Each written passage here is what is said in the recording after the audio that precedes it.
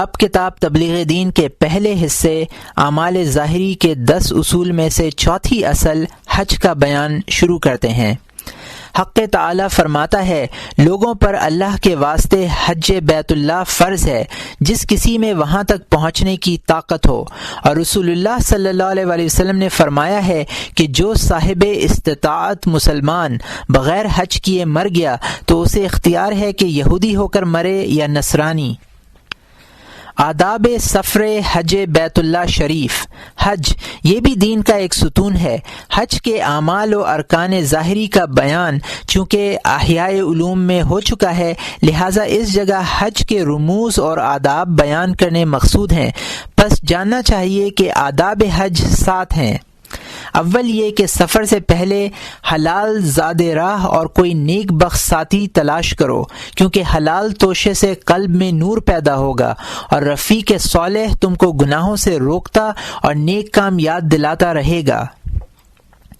دوم، اس سفر میں تجارت کا خیال بالکل نہ رکھو، کیونکہ طبیعت کی تجارت کی طرف متوجہ ہو جانے سے زیارت حرمین شریفین کا ارادہ خالص اور بے لوث نہ رہے گا۔ سوم، راستے میں کھانے کے اندر وسعت کرو اور رفقائے سفر اور نوکروں چاکروں اور کرایہ داروں کو خوش رکھو، اور کسی کے ساتھ سختی سے بات نہ کرو بلکہ نہایت خلق و محبت سے اور نرم گفتاری سے سفر ختم کرو۔ چہارم، فحش گوئی اور جھگڑے اور فضول بکواس اور دنیا کے معاملات کی بات چیت کو بالکل چھوڑ دو، اور ضروری حاجتوں سے فارغ ہونے کے بعد اپنی زبان کو تلاوت کلام اللہ اور ذکر الہی میں مشغول رکھو۔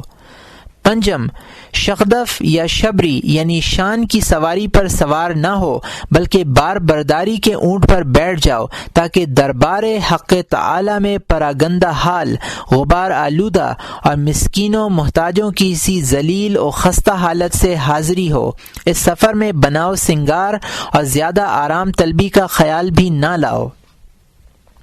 ششم، کبھی کبھی سواری سے اتر کر پیدل بھی ہو لیا کرو کہ اس میں سواری کے مالک کا بھی دل خوش ہوگا اور سواری کو بھی آرام ملے گا، اور نیز تمہارے ہاتھ پاؤں میں حرکت کرنے سے چست و چالاک رہیں گے۔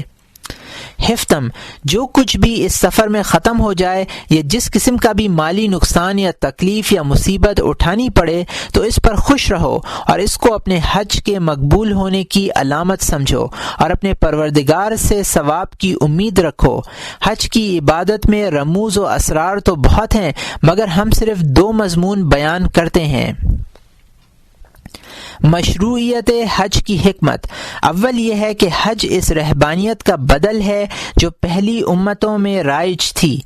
حدیث میں آیا ہے کہ امت محمدیہ کی رہبانیت حق تعالی نے حج کو بنا دیا ہے۔ اول بیت عتیق یعنی سب سے پہلے بنے ہوئے مکان کو حق تعالی نے شرف عنایت کیا، یعنی اس کو اپنی جانب منسوب فرمایا اور بیت اللہ نام رکھ دیا۔ پھر اس کے گرد و نواح کو حرم گردانا، میدان عرفات کو حرم کا صحن بنایا اور اس کا شرف اس طرح فرمایا کہ نہ وہاں شکار جائز ہے نہ درخت کاٹنا حلال۔ سو یہ ظاہر ہے کہ حق تعالی شانہ